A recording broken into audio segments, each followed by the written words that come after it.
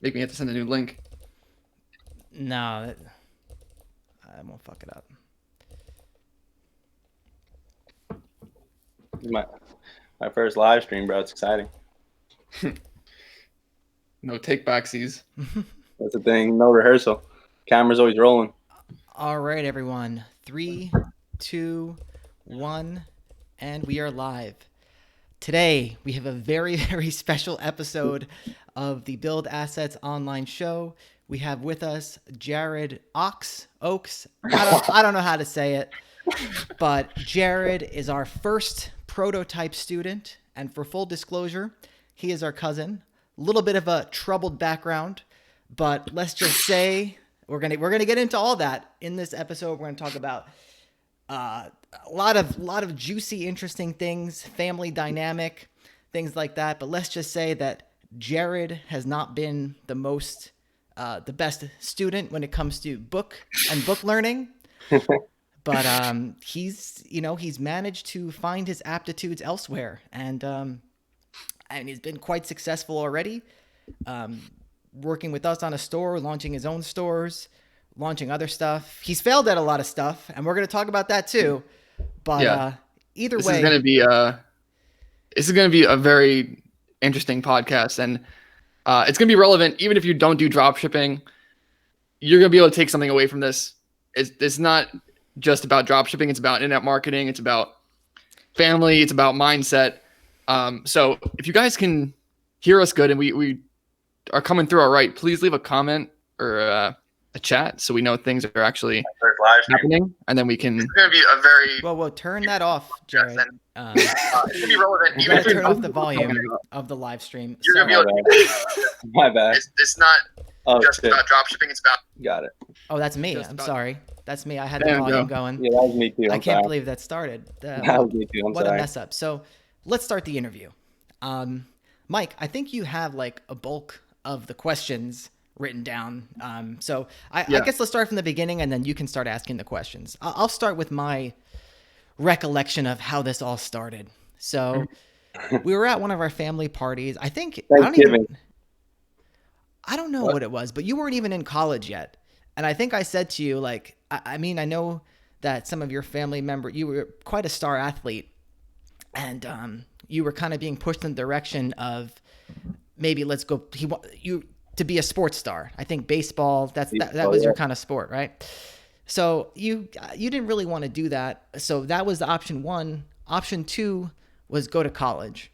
And I mean, knowing you, I didn't think that you were the best fit for college. And look, I personally have nothing against college. I have against like the debt of going to college and stuff like that. But I think certain people don't have the aptitude for it. You know, if you're not a book person, like I happen to be like good at that kind of stuff, but some people aren't. You know, I can't change a light bulb, but I can like memorize stuff for a test.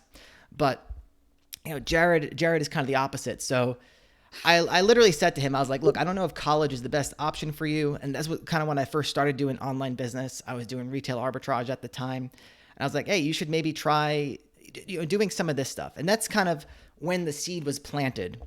But it wasn't until a while later that Jared took his first dive in. And let's talk about that first journey into online business. Before we do that, I do want to mention that at the time, you know, like you said this in front of our entire family, like Jared, don't go to college. Yeah. It's a pretty taboo thing to say. Yeah. And so you got a lot of flack for that. And we're probably seen as like a bad influence on Jared for even bringing that up. But yeah, so Jared, why don't you just give us a little bit of a background into that? So I actually have, two stories that I recall with Joe. The first one was, of course, Joe telling me when I was in high school not to go to college. And of course, all of our parents, aunts and uncles, they all, almost had a heart attack. And I mean, looking back at it, I would definitely say Joe was right because, I'm feeling that debt right now. I have a degree hanging up on the wall that I have not looked at since it's been on the wall, haven't used it or looked at it. And yeah, I mean, college, the only things I really learned had nothing to do with inside the classroom. I learned how to shotgun a beer, but as far as business, none of that came from college. That all came from the experience working, with you guys and starting my digital marketing journey. Yeah. And so, we can talk about the first thing you did, but before that, what was really your motivation for even like wanting to get into it? Because, a lot of times everyone's heard us talk about online business and everyone, in our family knows that we do it, Yeah. but you were really the only one that actually gravitated to it and wanted to So actually get started. yeah, so there's a few stories. There's two different instances that got me into it. One was the first thing was I saw how much money Mike was making in Kindle. I remember we were in your room once, and I think you just made like $400 that day, and I was just straight up amazed at how that you made $400 selling books from your computer. Like that instantly caught my attention. But then the second step, and I remember the exact date. It was It was Thanksgiving of 2015. I was a freshman in college and I was dead broke. Your typical college student, couldn't afford food, really hungry. Literally, my parents, I didn't even want to ask them for any more money.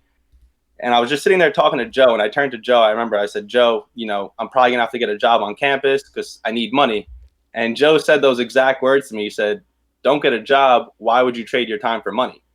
And as soon as he said that, I was like, what? Why would you trade your time for money? And it instantly like hit me like that was probably the wisest thing anyone's ever said to me. And I remember I immediately started Googling how to make money online. I think I found some article about review songs get paid. So I wrote this whole review. They paid me about 2 cents. So instantly I knew that's not what Joe was talking about. And then I reached back out and I was like, Joe, what do I do? And he said, check out the Warrior Forum.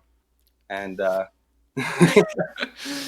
Well, to be clear, a lot of times what we do, if someone comes to us and they're interested in what we do, is we'll have them go and do something that like we've never done, but it would be interesting to see if they can actually follow through with it and like get results with it.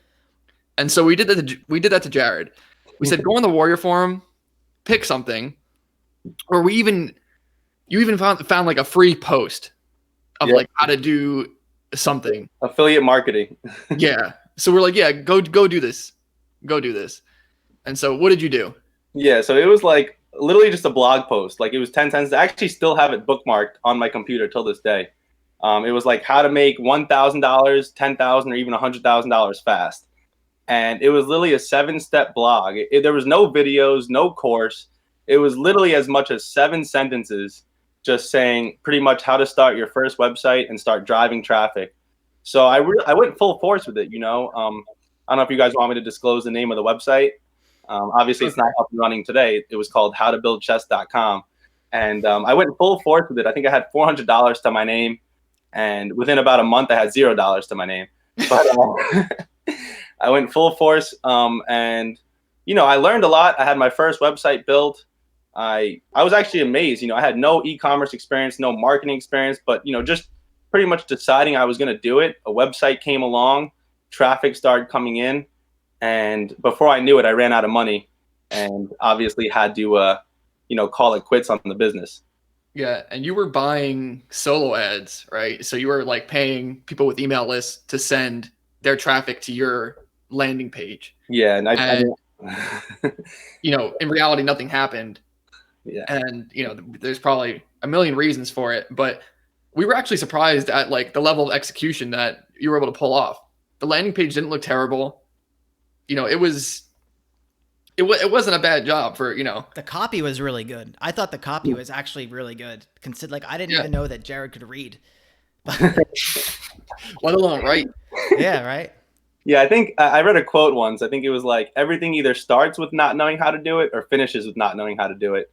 So, I pretty much decided that, any business I start, it's going to start with not knowing how to do it. By the time I finish, like I will know how to do it. And I think if you keep that mindset, you'll get it done, Yeah. And a lot of people in, like our membership, they come to us and they're kind of flustered because they don't know how to do something or they're scared about, actually trying to do it when they don't know how. And that's what we say to them. Like, you just need to just take that next step forward because there's no other way to figure it out. You have to just understand that you're going to go in from zero and you're going to build your way up. And in the last episode, we talked about like jiu-jitsu and how that's a good example for, doing that type of thing. And you do jiu-jitsu too. Yep. Is like you come in knowing nothing. And over a year's time, you're way farther than you could have imagined. No, yeah. People don't have that kind of mindset or believe that that's something that happens. They think like either you have a natural knack for something and you can automatically gravitate to it and do it, or it's just not meant for you. No, I honestly couldn't agree more with everything you're saying. I don't think that there's a better comparison to business than jujitsu, honestly. Like, in the end of the day, I don't know what kicks your ass more, jujitsu or business, but you're gonna get humbled, and no matter what, whoever you think you are coming into this, your past experiences mean nothing. You have to learn. You have to start not knowing how, but just deciding to do it is the first step. If you decide you're gonna do it, I mean, obviously, if you join the program, then you have what to do in front of you. So you literally just have to decide to do it. Yeah, absolutely. So, after How to Build Chest, what happened after that failure? Yeah. So, at that point, I was a freshman in college and I decided to pledge a fraternity. So I decided to put my e-commerce dreams on hold while I was pledging. And then as soon as I got in, my time freed up again. So that's when I reached back out to you guys. And obviously, you guys both knew I had $0 to my name. So you told me, you were like, "Hey, Jared, I found this this business model. It doesn't cost much. It's called eBay Dropshipping." And you told me, you were like, "Yeah, I made $40-50 doing it, but then I realized it wasn't worth it." Wait, But didn't you find it? I thought No, you found it. Mike Oh, was the one who yes, found yes, it. you're right. Mike found it. Yep. Yeah, and he told me he made like $40 doing it and gave up. And I was so broke that when I heard that, I was like, "No way! Like, how would you give up something that you made $40?" Like, I actually was like dumbfounded that you would stop doing something that you made that much money. Obviously, looking back at it, $40 is pennies, but I gave it a shot, and the model was pretty simple. It was literally just taking products from Walmart and putting it on eBay for 40% higher. So I pretty much just took the same mindset from the first business and applied it to that one. And I think within like 7-8 months, I had an eBay store with over 6,000 products. I had 3 different people in India working for me full time. And I was making roughly $800 to $1,000 a month within 6 months doing it. And then, of course, one day I woke up and I got an email from PayPal and eBay that, they no longer supported my business model and they kicked me off. And at that point, I had a credit card bill that was like $3,000, an eBay bill that was like $2,000. And I wasn't saving money because, I was a college kid just blowing it all on booze and whatever else. And long story short, that eBay business left me with, I think, $1,000 to $1,500 to my name and $5,000 debt.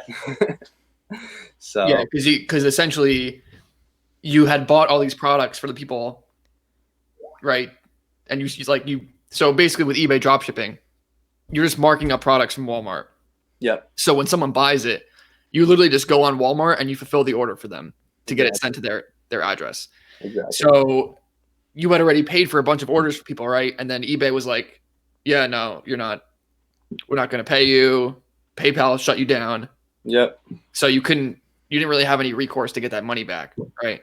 Exactly. So the eBay business model, it kind of puts you in like a rat race because what happens is they don't charge you fees immediately. They let it bill up. And then at the end of the month, they charge you a bill. So the bill was building up and I would always pay it from the future sales. So as soon as they cut me off, I had pretty much no way to pay it. I had a PayPal balance of $2,000. And of course they froze it for 6 months. So all the money I would have paid the eBay fees with was frozen. So then I had the eBay fees and the credit card. They cut off my source of income. And in all honesty, I was just fucked. Let me ask you a question. Were you like diligent about like not spending, like were you diligent about taking your profits after? Or was it like you were just getting the money in, spending it on college stuff, and then like drop shipping more? Like were you like doing, Oh no, I was terrible with my money. I wasn't saving anything. I learned a very valuable lesson that you never want to have just one bank account. You need to have either numerous bank accounts or some sort of savings account. Because if you're just operating out of one bank account, then all you're going to see is money coming in and money coming out. And it's very hard to see it go up. So it's like, if you keep track of your profits and put a little bit away to a new account, you'll start to see your savings grow. And I learned a very valuable lesson from that business to just never live off one bank account. If you're watching this and you're running a business and only have one bank account, you need to have at least 1 or 2 more accounts to start stashing money away in. Yeah. So that was part of the problem. Yeah, a very, very big, very big part. So after that, you actually had debt collection agencies coming after you, right? Yeah. So eBay actually sent me to their own collections agency, and they were calling me and emailing me pretty much every day, and I was just ignoring the calls. Literally, just I would get the call and just click the red hang up button. And then eventually, I just decided, you know what? Well, actually, so my dad, he spent a good amount of his life in debt. So he told me, he said, you can actually tell them, you don't have the money to pay them and try to work a deal with them. So I never even thought I would be able to do that. So I think at this point, like with interest, my eBay fees went from owing them $1,000 to owing them $1,500. And at that point, I think I had $800 to my name. So the collections agency calls me, and I pretty much told them, I said, look, I know I owe you $1,500, but I only have, I lied. I was like, I only have $600 to my name. So you can either take this right now or you're not getting anything because I don't have any more money to give you. And the guy was like, I can't do that. I can't do that. And then eventually they called me back and I tried again. And the guy said, all right, let me talk to my manager. And they realized they weren't going to get any money out of me unless they took this deal. So they finally said, all right, we'll just take the 600 and we'll close you out and you'll be good. And, I learned a lesson that, if you're in debt that you can't pay, sometimes you got to just be honest and say, look, this is all I have. And so they took my $600 and I was no longer in the collections agency. At that point, all I had left was my credit card bill to pay. So I just got a job for the whole summer and obviously started my next business, if you want to get into that. Yeah, that's just I like watching Joe when you talk about this because this is like literally his worst nightmare. Oh, what? Yeah. Collections? Yeah, like I mean, yeah, I don't like legal stuff. That's for sure. We had like a negative 150 balance on our PayPal yesterday or a couple of days ago because oh yeah, whatever. And Joe sends me like 500 messages, screenshot like, "Yo, what's this? We need to fix this. Like, do you know about this?" It said collections are coming. So at that point, I really had nothing, and I think the book that I listened to at the time, it was called The 10X Rule by Grant Cardone. And he said something that really stuck with me. He said that he was able to make it from nothing just by simply taking massive action. He said he had no money, no experience, no anything. He just took massive action. So I was like, you know what? Even though I have nothing, I'm just going to take massive action. So that's when I started an Aliexpress yoga clothing line called yogadays.com.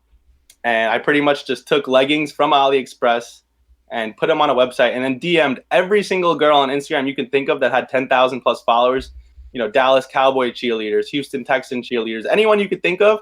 And I was offering them to send them a pair of leggings in exchange for posting it on their Instagram and putting the link in the bio. And we ended up doing I think 3,000 or 4,000 in total sales. I think the total profit was around $1,000. And then I ended up selling the business for $2,000. So I ended up profiting $3,000, which when you combine that with the summer job, it got me completely out of debt. And then that's when, at that point, you guys realized I had the will, I had the drive, but I just didn't have the finances. And then you guys obviously approached me about starting our high ticket store together. And it's pretty funny looking back. You had an AliExpress dropshipping success story. Yeah, I mean, making $2,000 at the full end of a store's run is a success. In AliExpress, yeah. The AliExpress gold medal right there. We actually have 26 people in the chat right now, or in the live stream. That's awesome. So this is going. So yeah, essentially at that point, we had put you through the ringer of different business models, and I remember you telling me one day you were in your dorm and you were just listening to Napoleon Hill just on loop or someone while you just listed eBay products and you were Getting Rich was the book. And I really recommend that book to anyone, honestly, The Science of Getting Rich. And so, at this point we knew you were committed to this. Yeah. You were fully deep in it. And so, we said, okay, let's give him a chance. And so we decided to essentially make you an offer that you would run a store for us. We'll set it up for you and, we'll be partners on it. Yeah. And so that was in 2017. It was the end of 2017. It was October of 2017. Okay. October 2017. And we kind of dragged our feet with it. And well, I think Jared was dragging his feet a little bit. I think he was doing some keg stands or something. Yeah. Yeah. I want to throw something else in real quick. You know, you guys, you two, I think, very, very strong into the mindset stuff. I've come to the conclusion, personally, I do feel it can be slightly overrated and overhyped. But I do want to say that it's very clear that if Jared was not like really, really deep into this mindset stuff and he really didn't have the will to succeed, like he wouldn't have lasted as long as he did. Like we're telling the story in a condensed format now, but this is like years and years and years of not, I mean, I don't know how many years it was, but a long period of time of all these mishaps happening and Jared still being like, I'm going to do it. I'm going to do it. I'm going to do it.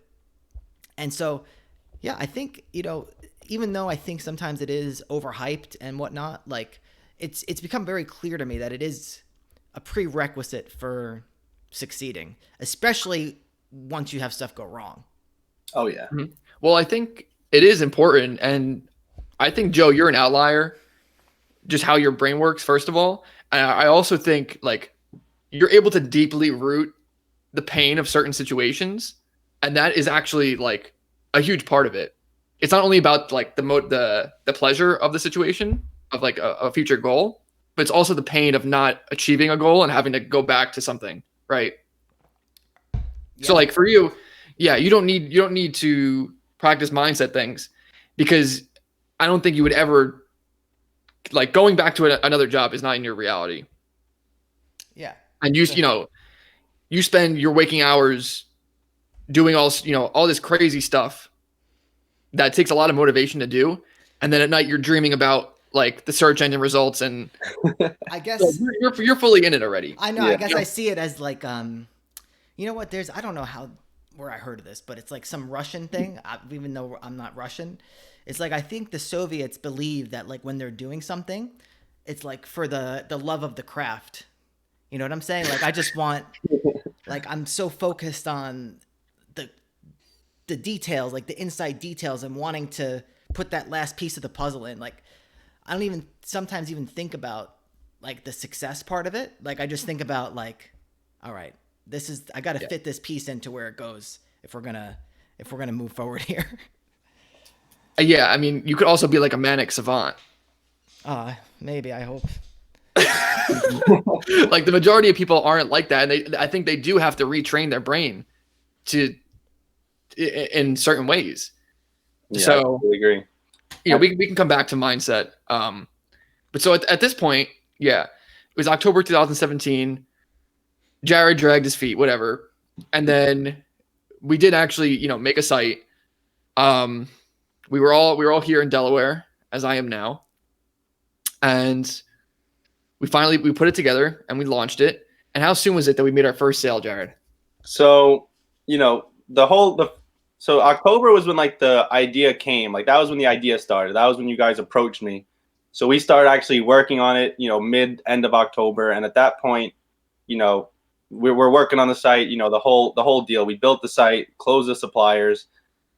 And I believe we finished closing suppliers in like November, maybe early December. And at that point, I was listing. This is where the dragging feet part came in. It took me like a month to list like 100 products, which obviously was just my pure laziness. And, you know, I believe we went to Delaware like the weekend. It was like January 10th, January 11th, launched the ads. And I want to say by January 15th or 16th, we made our first sale. So, you know, probably no more than 3 or 4 days were we running the ads before the first sale came in. Yeah, and where were you when you made that first sale? So the first sale, I remember I was actually about to get in the shower and the phone starts ringing and I see it's the website calling as I'm about to get in. So immediately I got out of the shower, answered the call. And the funny story is that the product that she was calling about wasn't even like a real product, but I somehow ended up closing the sale and got the supplier to like make ends meet for this one. And then we had to remove it off the site right away. But, you know, at that point, it was the first sale. And I feel like with a lot of stores, the first sale is usually either a back order or it's just some sort of fugazi type thing. But for whatever reason, it starts a trickle down effect and causes other products to start making sales. And then the business starts taking up, you know, it starts taking off. So like I said, that was our case. And immediately after, we started making more sales. But this is not to be mistaken, because even though we were making more sales, by no means were we profiting. Yeah. I believe it took about a month and a half, 2 months of running ads to finally become profitable. And I remember, our first 3, 4, 5 suppliers that we ran ads to, they weren't good at all. I don't even think we run ads to any of them anymore at this point. Mhm. And, I remember I was starting to panic, and I kept asking you, both of you guys, like, what do I do? What do I do? And, at that point, having you guys with me, it made me feel confident that I knew everything was being done right, but we just needed to find better products. And eventually, after just the continuous search of looking for suppliers, we finally found one that, took off. And then eventually we found more that just kept increasing the sales. And, now here we are, it's May 18th, and we've already done over 400,000 this month. Yeah. And I do have a disagreement with you. I don't think I've ever had a first sale that was fugazi. So people watching, you don't expect that. But maybe with your endeavors, Jared. With almost all of my business endeavors, they're always just something about that first sale is just not right. But the second sale, third sale, then things start, working themselves out. What are you talking about? He's saying every time you get it, like every first sale he's ever had has been like a messed up order. Yeah, I know. Even with eBay, it was like my first sale was like from Africa and ended up being a scam. It was like I can't say we've ever had a first, like every first sale we've had has gone very smooth. Yeah. But yeah, so okay, we started that, and something interesting happened to you in college at that point. So do you want to go into that? Yeah, I mean, I got, it was pretty much a wrong place, wrong time situation. I'm not going to get into any further details, but let's just say I got into a disagreement with a police officer and found myself in handcuffs and ended up having to do 3 nights in jail. So this happened to happen pretty much 3 weeks, 4 weeks after we launched the ads for the store. And at that point, we were already making sales. And, back to obviously the whole mindset meditation, I had, one of the books that I brought with me to the can was one of the books I brought with me was the Power of Your Subconscious Mind. And, that's, arguably the best book ever. And, in the book, he teaches a lot of affirmations. And, I was reading them and honestly just meditating on the affirmations, practicing them, studying them. And long story short, when I got out, the first thing I did was check my phone, and I saw that we had our best weekend ever. So I had to do, the time that I served was from Friday night till Monday morning. So I got out Monday morning at 7 a.m. And by the time I got back to my, I was living off campus at the time. So by the time I got back to my off campus house, the first thing I did was check my phone and saw the sales. And we had our best weekend we ever had. And at this point, our best weekend was like no more than $2,000 in sales. We weren't doing much yet. But something that really stuck with me, that really changed me during that time, was that I had this realization that, with these mindset techniques, with these affirmations, with these meditations, if I can have my best ever sales weekend in jail using these techniques, then what can I do outside of jail? And, obviously moving forward, our sales just continuously went up until a few months later, we hit our first 6-figure month. And I believe we've done at this point 25 6-figure months in a row. And at this point, we're not even doing 6-figure months. We're doing 6-figure weeks. When you made this happen from jail, are you suggesting that you manifested the sales from the cell? I mean, in not so many words, yes. Now, this is not to be mistaken. This is not to say that, you can close your eyes and money will just reappear. But if you do everything right, if you take all the action that you need to take, if you built a store, if you're running advertisements and you're not making sales, I'm not going to sit here and say you're going to close your eyes and sales will start coming if you meditate. But if everything is done right and you use these techniques, then I truly do believe that you will maximize your results. I don't think that you can take a store from 0 to 1 by just meditating. But I do believe if you want to have your highest levels of success, a lot of successful people do meditate. And, I don't think that that's a coincidence. Yeah. Wait, we have some funny messages in the chat. And let's get back. Cryptocurrency Passive Income says he has a cellmate. He had a cellmate. SELL. Yeah, I had like four of them. I think Jared's first course could be sales from the cell. Yeah. My mindset secrets for 6 figures behind bars. Joe, before we read more comments, I mean, do you not believe in good fortune to any degree? Do you read your fortune cookies? I mean, yeah. I'm not saying I do or I don't. I mean, I'm pretty ambiguous to it. Yeah, I just want to know where you stand because you said before, we're talking about mindset, and so I want to get your actual thoughts on record. My thoughts on record is that like it's a prerequisite, but it's not an actual like thing that's gonna make it happen. That's gonna make it happen, if that makes sense. Yeah, I would agree. And I agree. To Jared's point, selling secrets. To Jared's point, when I went on a 10-day meditation retreat in February of 2017, maybe, and 10 days, no phone, just straight meditating, 10 hours a day. And I walked out to definitely the biggest sales numbers we've ever had, Joe. Well, that's because I was running the store. Let's be real here. At the time, we weren't as properly outsourced as we needed to be, and Joey was running the customer service wing. So let's be clear. I was closing sales left and right. Those are dangerous times, and Joe was answering customer calls. Yeah. Oh God. All right. Mike Babs had a question. What's the net profit margin on 400K sales? You want me to answer that? Go ahead. So, I mean, obviously it changes. We're running with about 5 or 6 different suppliers making sales, but the profit margins are anywhere between 20 and 27% before ad spend, and we're spending about $1,200 to $1,300 a day in ads right now. So, I mean, if you want to do the math, you can, but those are the numbers. Mm-hmm. I think it's safe to say it's like 10 to 20% after ad spend. Yeah, definitely. And obviously me and Mike, we only see half the profits because we pay you out. Yep, exactly. Yeah. And I would say almost, this store's been making money for 25, 26 months now. And I'd say typically the profit margin always comes out to about 10% when it's all said and done. Mm. Yeah. Yeah. I think that it's a good rule of thumb for a lot of stores. Well, we have some higher margin stores for sure. We do. And there's definitely some exceptions to the rule, but I think historically throughout like all the stores we've had, and it's a good guesstimate number. Yeah. And of course we have some other stores as well that are doing well. So yeah, which we don't need to talk about right now, but of course.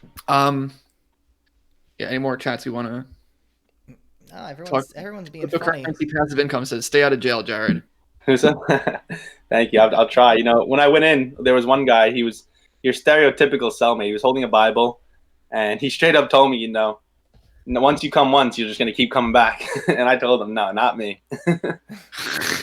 Were you worried at all over like getting beat up or like stabbed or something? No, because they have essentially like the way it works with jails is different than prison. So prison is where you're in an actual cell.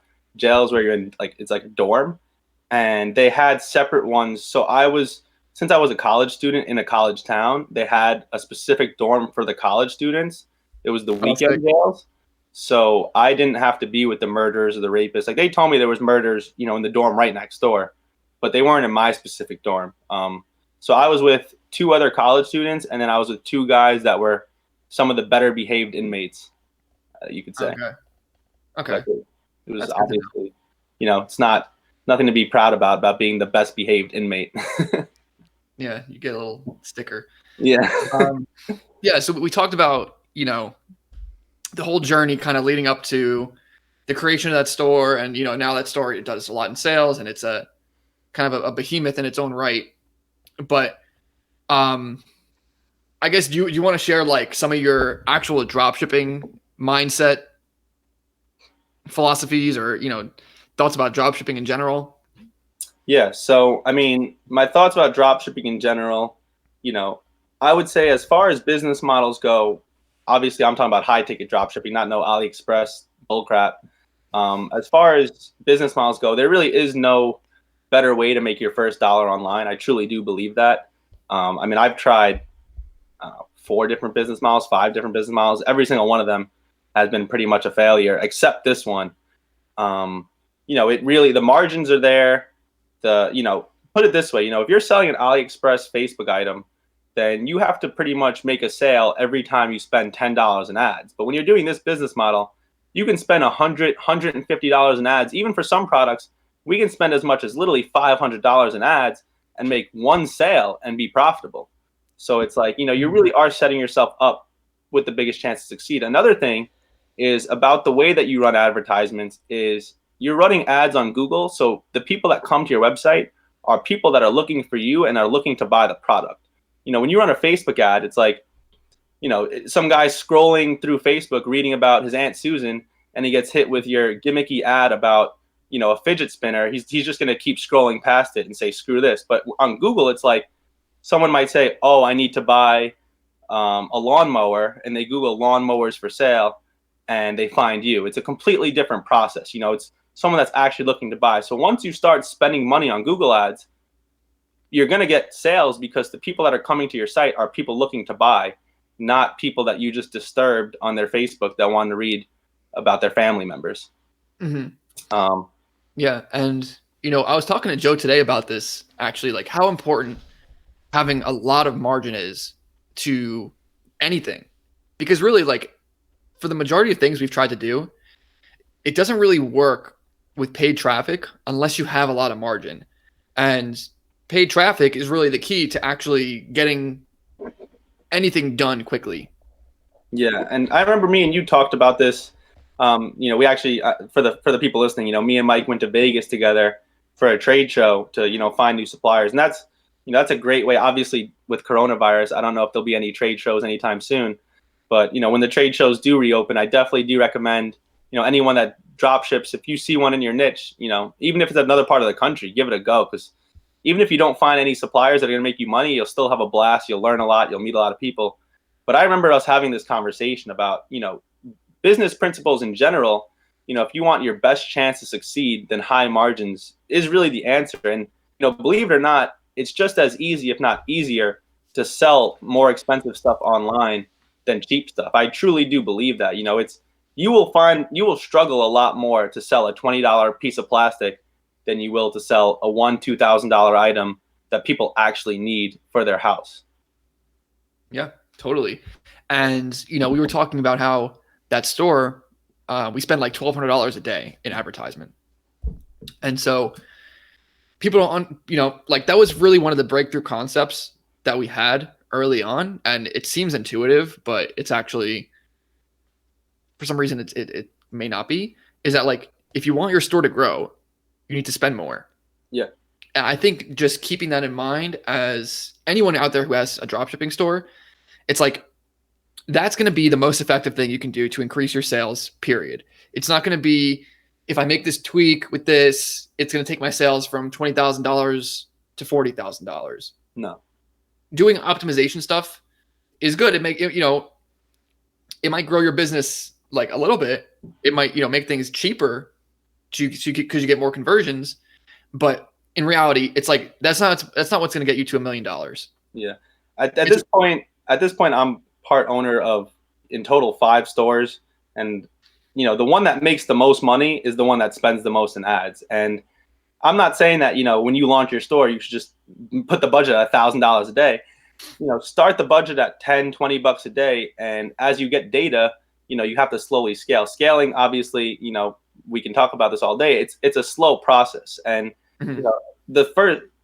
if my best advice to anyone that's building their first dropshipping store right now would be, do what you can to start making money as quickly as possible. There's a lot of tasks that can take up a lot of your time, but most of those tasks are just a huge waste of time. What you really want to do is you want to get a site up and running, which obviously, when you're working with guys like Joe, like, your site's going to look really good. Get that site up and running and get products on it as quickly as possible, and get the ads running as quickly as possible, because that is what's going to lead to you making your first sale as quickly as possible. And that's what's going to lead to you scaling as quickly as possible, and ultimately as me and Mike said, the more you spend, the more money you'll make. We have one store that I'm part owner of that spends $300 a day, and it does really, really well. But compared to the other store that spends $1,300 a day, it doesn't do that well. So, and I mean, $300 a day is a great place to be. I can assure you, if anyone's watching this and they're spending $300 a day, then they're in a very good spot. Yeah, and the store that spends $300 a day, I didn't mean to cut you off. I think the store that spends $300 a day profits like $15,000 a month. Like, it's not doing bad. Yeah. That's really the magic of online business, is that it's so quick to throw money at something. You put in your credit card details, you put in some information in multiple places, you press a button, people start coming to your website, and then more money comes back out the other end. It's like a magic duplicator or something. It's like printing money. Mm-hmm. I mean, I remember actually one time I was in college, and it was one of those classes where we had like group projects, and this was when the store first started blowing up. And I remember the kids in my group were talking about how it would feel to print money, and at the time the store literally kept making sales, and I was just sitting there to myself, just like smirking, like they're talking about what it would feel like to print money, and I feel like I'm actually feeling it. Yeah, and well, so kind of fast forward, last year you did graduate college, you did get that degree. And then what did you do with it? To be honest, I didn't look at it until my dad, for my birthday, he hung it up and framed it. And now it's on my wall. And that's about it. Yeah, so you went straight from making money with this in college? Oh, yeah. I made just out the gate, like, this is what you do now. I mean, I made over $100,000 before I graduated college. So it was like there was never a question of, if I was going to get a job or, apply to jobs. It was just straight into this. I remember all the kids I was graduating with were like so sad to start their real life. And I just couldn't wait to finally be able to do this full time, because college was just such a waste of time. I mean, imagine, I had a professor that straight up told us he was making $30,000 a year. And I was literally sitting there making more, having to take shit from him. I remember messaging you guys at the time, like, what the hell am I doing here listening to this guy? He literally told us he's on a ramen noodle diet. And I don't know how I'm learning from this guy. And that's crazy because, like, to be a professor, what do you have to have? Like, at least a master's degree, right? Something like that. So he went straight from elementary school, high school, college, didn't stop after college, went and got another degree. And the only thing he could do, or the most useful thing he thought to do, was to go back into school and get paid a terrible salary. Yep. I mean, all you have to do is make $1,000 a month online to be able to sell something for $30,000, sell that website or whatever asset it is. And it's funny because it's like I have kids that I graduated with that are like talking about going to graduate school to get their MBAs, and I'm like, for business nonetheless. And I'm like, what are you doing? Like, you're gonna go into more debt to what? Make not that much money. It's like, if you tell, I'm sure there's plenty of people that you guys have told like the price of your course to, and they'll snark at it or think it's crazy. But it's like they'll go 40, 50K into debt to learn nothing about business, literally to cheat on tests just to get by. It's and I remember you also talking about how you would get all these calls during class, and so you'd be completely disrupting class, like going in and out of the classroom every 5 minutes. Yep, and I was never gonna sit in the classroom and not take the call. I mean, any of those calls could be worth, the entire semester's tuition pretty much. So, I remember one class specifically, I literally left every single day, to the point that the professor would talk to the class about me leaving. Like, oh, I guess he has a small bladder. Oh, I guess he has a stomach. Like, he would make jokes about me leaving, because every single day I would get up and leave, like, without fail. There was never a day that I actually made it through the whole class. Yeah, and so I think we had urged you at a few points to just drop out. Yeah, and I mean, I'm glad I didn't, but at the same time, whether I dropped out or not, it really wouldn't have had an impact on my success. And another story about college was, and this goes to anyone that's watching this trying to build a business that might be working a job or is a college student, is, when it comes to calling suppliers, when you're trying to build that business, if you're working a job, you got to call suppliers during your lunch break. You can't make your 9 to 5 your reason for not calling suppliers. And a great example was, I would have a half hour in between certain classes when we were first getting this business off the ground. And I remember, like, the best supplier that we've closed, I remember I closed it while I was walking on campus from one class to the other. I was just walking, literally just in the middle of campus on the phone with the supplier, and ended up closing them while I was walking from one class to the next. And that specific supplier has done us over $3 million in sales and profited us over 300,000 at this point. So, if you have a half hour lunch break and you're trying to make your business work, well, you got to use that to call suppliers. One thing about college that I want to add is that really, I don't want to sit here and tell everyone to drop out of college and all that. But I think what you have to do is really do an equation. You have to think, how much am I going to be paying for this degree? Is it going to be a career path that I definitely want to do? Like some people maybe they want to be a doctor or a lawyer or whatever, and maybe you need college to do that. But if you're just going at it with no direction and willing to take on an obscene amount of debt to get somewhere that you don't even know where you're going, then it is a waste of time. You may as well not go to college and work a regular job as a server, or even if you're not going to start a business, work a regular job as a server, the sharing economy, what is it, Uber, Lyft, and invest that money into index funds or something. That is so much of a better use of your time. If you actually calculate it out, in a lot of cases, you're considering what you're going to make and how much you're going to be in debt. And if you can consider the compound interest, just pull up Google compound interest calculator, Google your future student loan payments and what you could make as a server or with Uber or something like that. And do the calculations of if you were to invest money versus go to college, take on debt. It's a huge thing because it compounds over time. And so, yeah, I think that's the issue with college, is that obviously it costs a lot of money, and people that are getting into it, because we have a very poor financial education system in this country for the most part, and I can't speak to other countries, but they're not able to make an appropriate calculation. And I think that's the issue. Well, so, yeah. I mean, I actually have two things to what Joe just said. One, I actually remember Joe giving me that exact advice as I was going to become a college student. He literally told me, just wait tables and get your money up and start doing business. And honestly, I didn't take that advice. I obviously went the college route, and had Mike and Joe not invested in me, I really don't know where I would be today, because I didn't have the money to invest in myself. And that's why, honestly, the high schoolers that ask me for advice, I literally give them the advice that Joe gave me. The kids that want to be entrepreneurs, of course, not the ones that want to be doctors or lawyers, but the ones that want to start their own business, I'll tell them, look, don't go to college, graduate high school, get a job, start saving money, and just start putting that money into your business. Because, if you're a 17-year-old, 18-year-old, and you graduate and just get a job and start building businesses, then you actually can have a full-time income from your business by the time you're 20, 21 years old. You don't need to go to college till you're 22, go 60K in debt just to have to pay that off, and then get a job that pays that off. And then it's at that point, it's you're not going to become a successful businessman until the time you're 25, when you could have been a successful businessman at 21. Or woman. Yeah, you chose to go to a college or woman, of course. Was pretty low, pretty low cost, because it was in state for you. Yeah. So I think that was really a big reason that you actually were able to finish it through.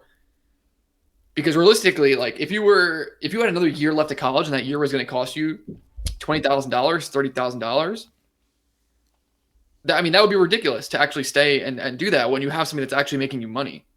And that's the path you want to do. Yeah, I'm trying to think what Joe was saying, because I had something else I wanted to say, but I forgot. Shit. Yeah, I kind of forgot too. Well, we can go to the chat in the meantime.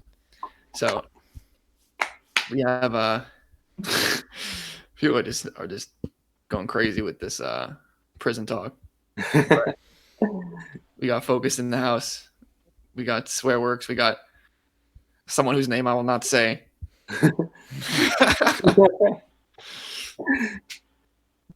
But Mikhail Lako says, that would be a good question. Where do you find suppliers?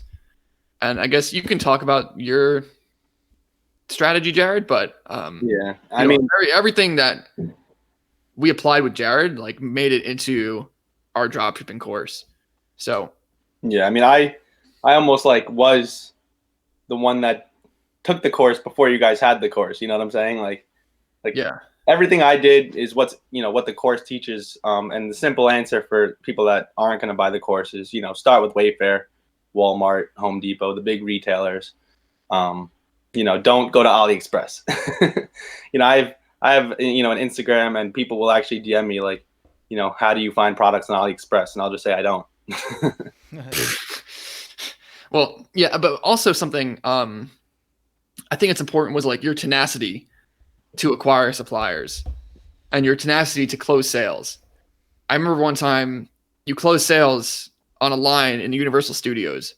Yeah, I mean, at this point, in all honesty, there's not a single place in my life that I've been where I haven't closed sales. I mean, whether it's the gym, a party, Universal Studios, amusement park, at the beach, on a bus, it doesn't even matter. I've had plenty of customers say, "Oh, it's awfully loud in the background." It's like, yeah, we got music playing in the office. I remember it was only like a month or two ago. I was riding my bike, and some guy called me, and I had to take the sale. And I was literally riding my bike down a hill while I'm on the phone talking to him with my AirPods, and he's like, "Oh, what's all that wind in the background?"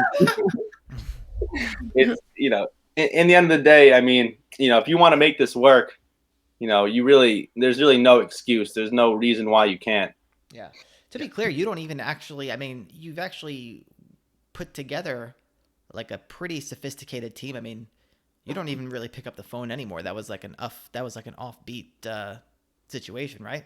Yeah, that was the last call I've taken. I haven't taken a single call since that day.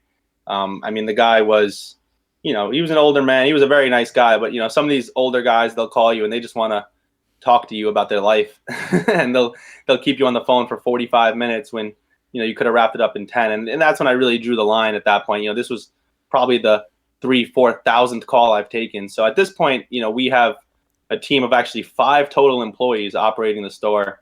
And that's to make sure, myself, I never need to take another call again. Because at this point, my mindset is completely shifted from small business owner to big business. I think about Amazon, and, you're never going to call and get Jeff Bezos. So, that's. Speak for yourself. You ever email Jeff at Amazon.com? No, Yeah. seriously, actually, that's you can do that.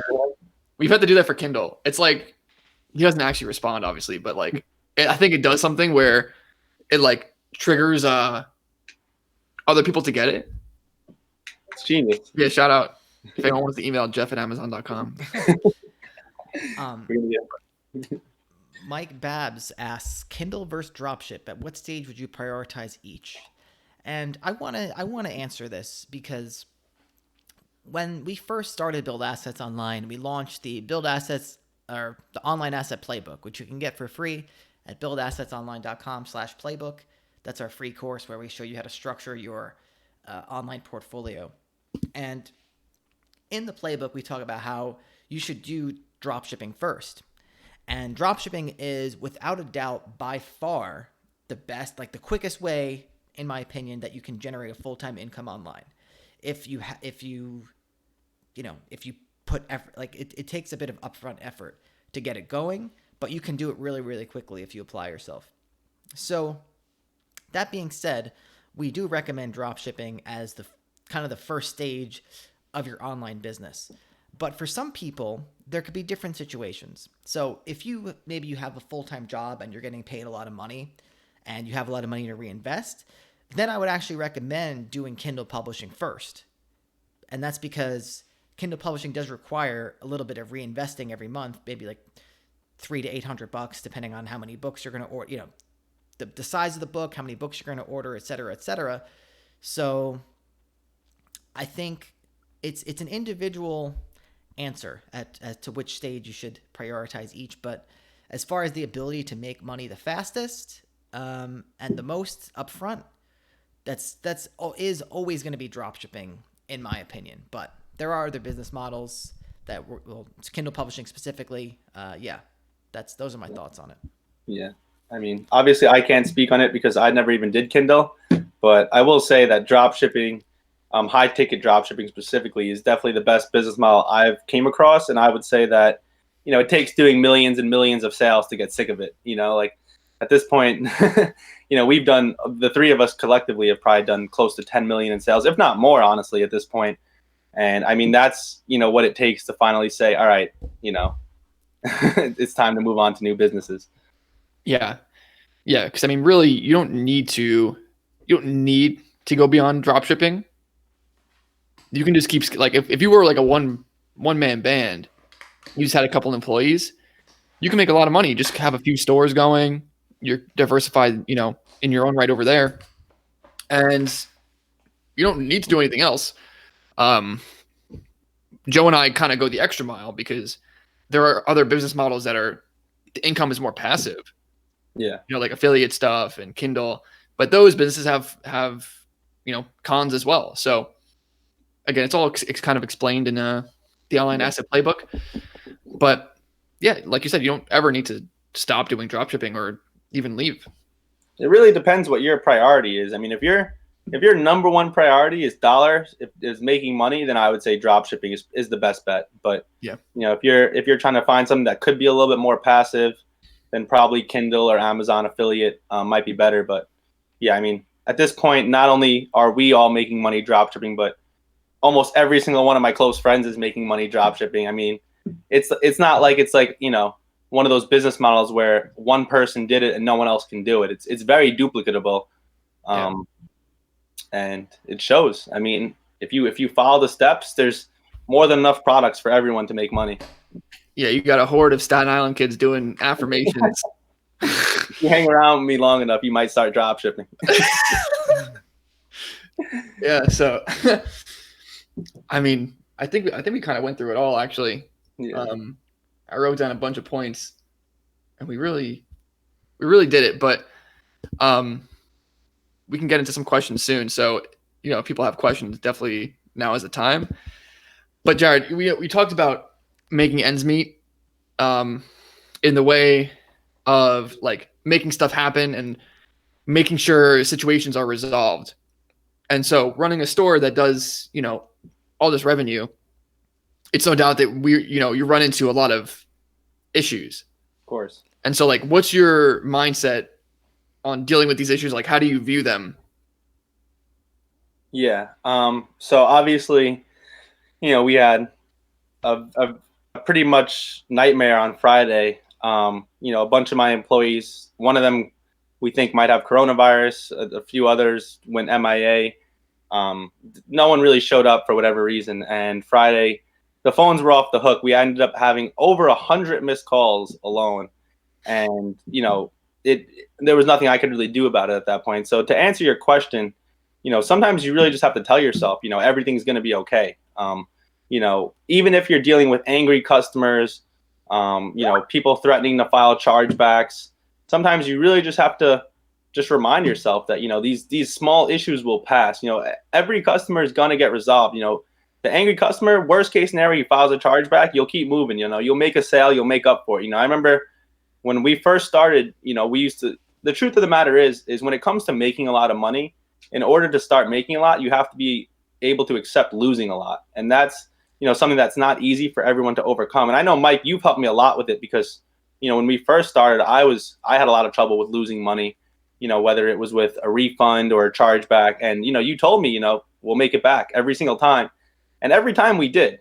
So, how do you deal with the stress? How do you deal with the angry customers? The truth is it always gets resolved in the long run, and you have to just keep moving forward. My mindset when it comes to drop shipping is to always make my next sale before my last sale comes back to bite me in the ass.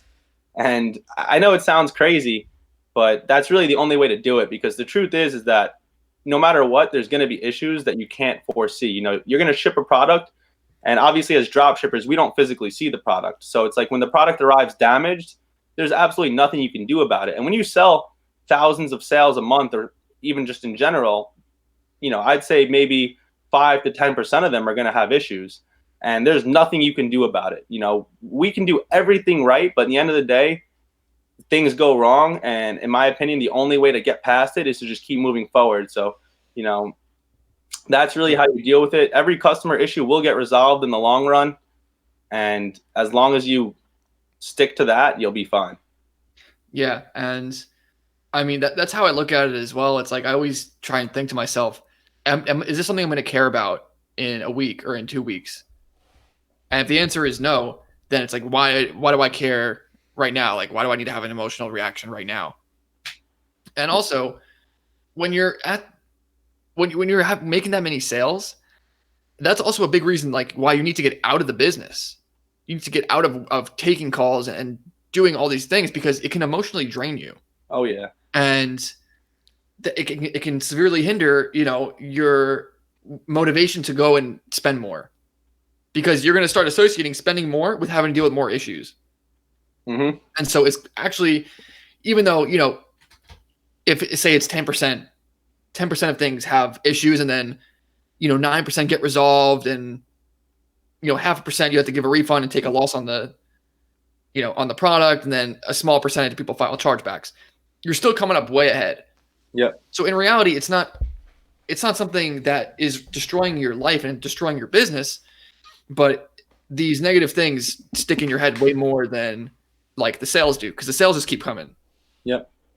So it is very, very important that once you start doing any sort of good volume, you need to have someone there who can kind of be on the front end, and just, it's not like you're throwing them into the wild, but you need to think as a business owner, and you need to be level-headed, and that's how you make the most logical decisions to increase your revenue and just proceed forward in the best way possible. Yeah, I mean, eventually you see so many things that you just become numb to the sale, because it's like you just don't even know what that sale might entail. We make at this point, we don't go crazy over ka-chings anymore, because it's like, our sale makes between 20 to 40 sales a day, and half of them are on back order. Some of them are going to come with angry customers. So it's like, you just become numb to the sales. And the best thing you could do is, once you find that the angry customers are really killing your emotions, are really killing your days, and you really have to outsource. Because once you have someone taking all the angry customer calls for you, then it's like you don't even deal with it anymore. It's like sometimes my employees will message me about an angry customer, and I almost just want to tell them, like, not my problem. Although the reality is, it is my problem. Yeah, but it's important to outsource the good calls as well, because even that can just take up too much of your time at a certain point. And me and you were talking about this yesterday, how it's not even the sales calls at a certain point don't become worth your time. Oh yeah, because you can be doing something, you can be doing something more productive. It's not about that one sale, even if it's $1,000.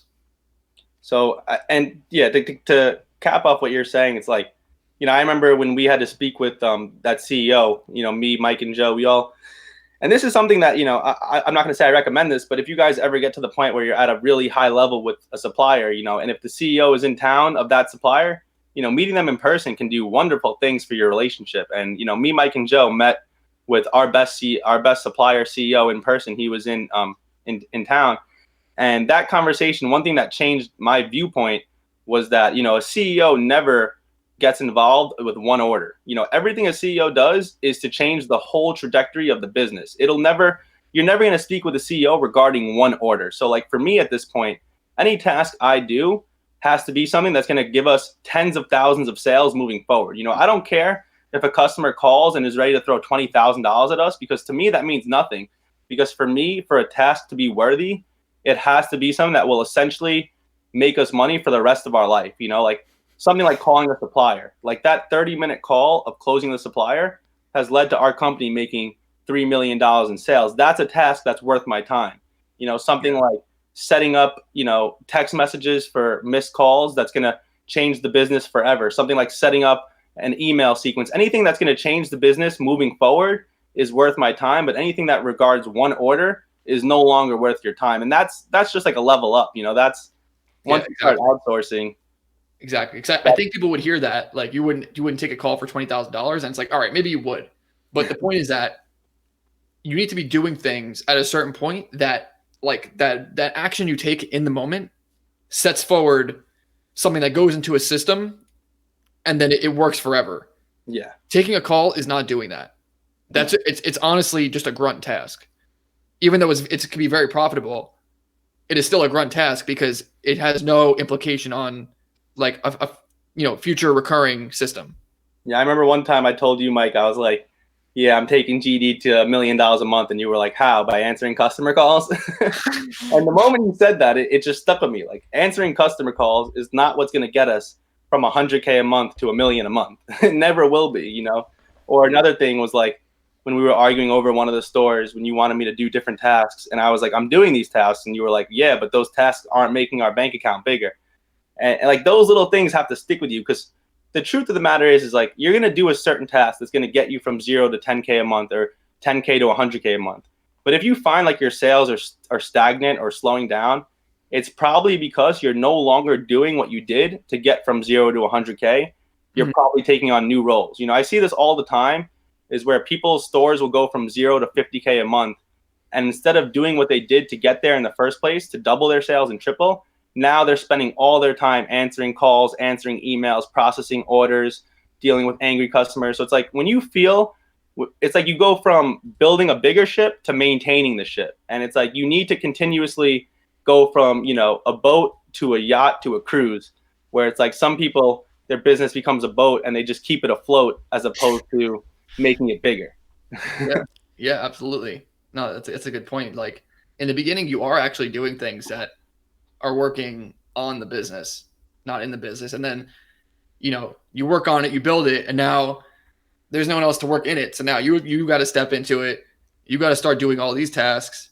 But that is why it is important to outsource early, especially if you can afford it. Really, as soon as you can afford it, you should do it. But yeah, very, very good point. So I guess let's go back over to some questions now. Yeah. Answer. Michael Lacko says, another possible question, any tips for people in Europe? So, Joe, maybe you know better than me, but each country is going to be different. But really, I think it just comes down to having a business in that country, like, whatever legal entity you need to set up. And the principles are going to stay the same. You just need to contact suppliers, whatever is culturally normal for that country, and just tell them, you want to do a wholesale account. And really, I would wait until the end to kind of specify that you want them to ship from their warehouse to the customer. Because it's not like getting the term dropshipping involved is really not necessary a lot of the time. So that would be my suggestion. It depends. I mean, it depends on the industry. We actually have a success story interview with someone from the UK. So if you just search build assets online UK success story, you'll see that interview with Will, I believe his name is. And he kind of talks about the little minute differences from the US and the UK. So it's going to come down to, like, I guess your country's cultural norms, but at the end of the day, Mike said the same principles apply. You're just selling high ticket stuff and you're advertising to people who are searching in that country. I wanted to call out Peter. He says, closing a sale as we speak. Peter, are you in our course? I believe you are, but I don't know if we ever had any interaction. And correct me if I've I'm interacted wrong. with Peter. Oh, have you? Yeah, Yes, you know who Peter is. Okay, I do. Never mind. That's one of my people. Okay. All right. Yeah. Never mind. As we speak. Cool. Now I need to read up on my ABCs. Always be closing. Yeah, that's from Glenn Ross, that real estate movie. Always be closing. Yeah, that's a pretty good scene in that movie. Jacob Kelt, if you run your store from Southeast Asia, how do you handle phone support when all customers will be calling you at night? We actually had a friend that did just that. He was a UK resident, lived in Southeast Asia. He did Muay Thai all day, and he ran his store. Had an LLC in the US. An LLC in the US, and That's awesome. was getting stuff done. He didn't even have customer service employees, because I mean, you can just outsource the calls to an employee or whoever. He didn't even do that. He would just miss them, and then whenever he woke up, he would return them. And so he was doing this all from the Southeast Asian clock. We talk a lot about phone support here, but it's like, you don't need phone support and it's not like necessary to have a successful store like in every instance, you know. Yeah, to the degree of like answering every call immediately and doing things then and there. I think that's the quickest way to make sales. Is like that's like the hottest lead you can have is a call. But he was pretty lax about it, and it served him just fine. Jacob, are you in Southeast Asia? I'd like to know. Yeah, But I think like 2 Sundays ago we had no one working, not a single phone was answered, and we did like 30K. yeah. So I mean, I go to Asia semi often, and I'm not taking calls. I have my team do it. So yeah, it's definitely doable. Cryptocurrency passive income, is that the individual that our friend who we just talked about who lived in Thailand? I think he might be into crypto now. Is that you? But anyway, he says with I don't high think you answered this question. with high ticket, don't you get less people complaining versus low cost item? I mean, you get it in order. Yeah. Put it this way: in order to make, say you have 5% of people that are going to complain, like that's like the rule across the board. It's probably the rule across the board. People are going to complain are probably around 5%. But the point is, maybe even lower than that. I don't know the number. Whatever the number is, if you have a low ticket store and you have to do 1 million in sales, 1 million orders, individual orders to get to the revenue number that you want, there's going to be a lot more people complaining because there's more volume. So the key is, when you have a high volume, low ticket store, people are going to complain and stuff is going to go down. But the point is also the product's going to be worse. Yeah. Also, one thing to note with high ticket is you actually have a much better chance of winning chargebacks, because low ticket, if they say they didn't receive the item and file a chargeback, there's no way to prove they received the item. But with high ticket, almost every sale, there has to be a signature for delivery, which almost always ensures that you'll win the chargeback. Yeah. Yeah, unless there is some other kind of damage issue or something stupid. But, and also to be clear, like this store, we actually have some really bad suppliers. Yeah. Like, and so the percentage on this store is actually way higher than some of other stores we have. Yep. Yeah. So it is really, you can't even look at it as like a general basis. It's always a supplier by supplier basis. Like everything you do for high ticket drop shipping is supplier by supplier. Yep. And that's why actually it's good, because you're not, even within one store, you can have 10 different suppliers. And so you're diversified in your own right there. So, and also to bounce off that is, with low ticket, you're testing individual products. With high ticket, you're testing individual suppliers. So instead of hoping to find a winning product, you're actually hoping to find a winning catalog. So it's like your business isn't going to take off one product like a low ticket store might, which obviously most of those businesses don't even actually take off. But with this, it's like you're going to have a whole catalog that might take off. And obviously, who wouldn't want to have 20 products selling as opposed to just one? Yeah. Yeah. A little ka-ching. Swearworks. Do you do oh my God. We should have left the ka-chings on for the entire call. Swearworks. Do suppliers want you to have an LLC to approve you, or are they cool to sign you up without the biz structure in place? No.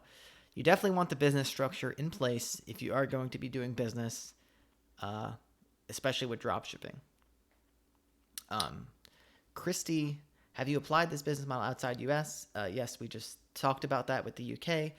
And then she says, got it. But if I start it, would it be almost the same to operate in UK or USA? So would it be wiser to go with USA from the start? If you live in the UK, I would just go with the UK. Again, I would search that interview we did, Build Assets Online UK Success Story. Just search that into YouTube or Google, and you can listen to our interview with Will. He gives a lot of, I thought, helpful tips with operating in the UK. Some slight changes, just how you approach suppliers.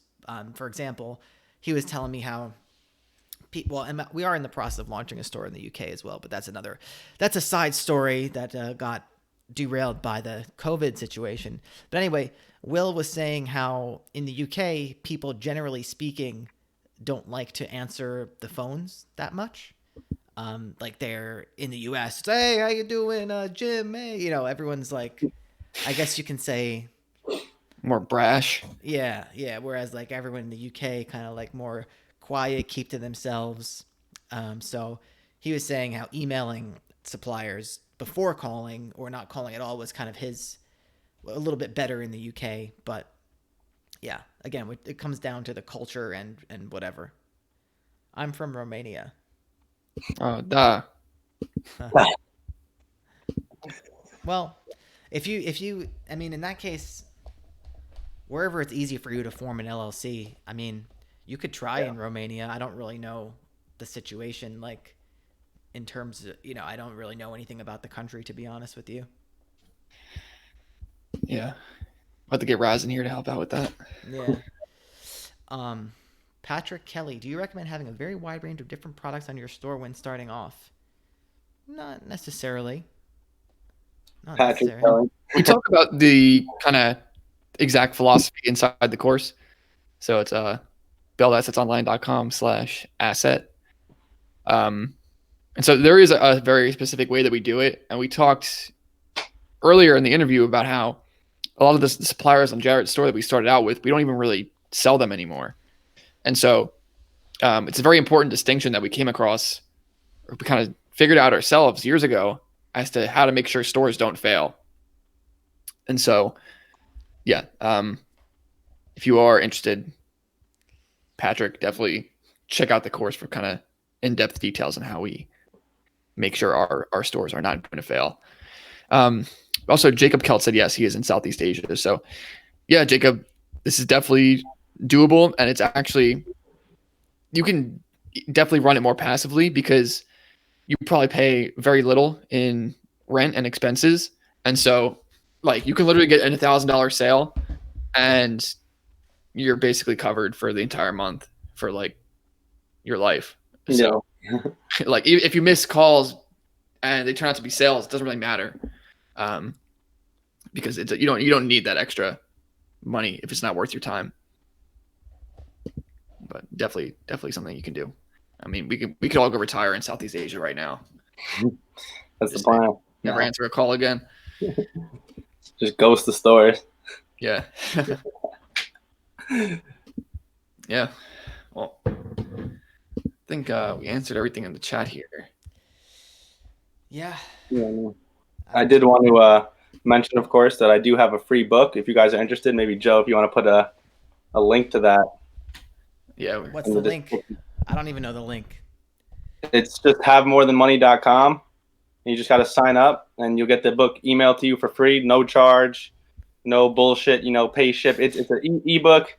You just get it in your email. You should be able to read it in like 2 hours, learn a lot of principles about wealth, success, and hopefully it would help you, take your business to the next level. Cool. I'll put it in the YouTube description. Why don't you type it in the chat if you can, so the viewers see it now.